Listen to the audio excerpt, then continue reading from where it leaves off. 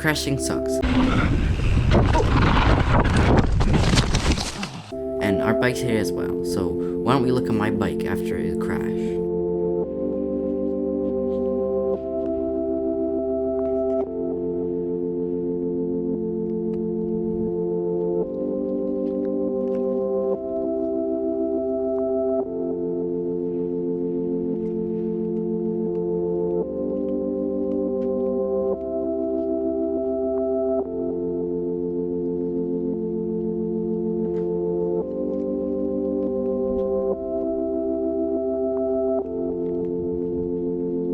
The frame was mostly fine as I could tell, and there's only a few scratches on the brake lever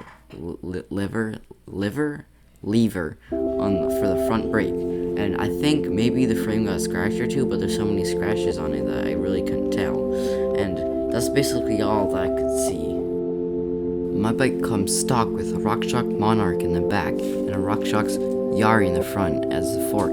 They both have 160 millimeters of travel, and they seem just fine after the crash.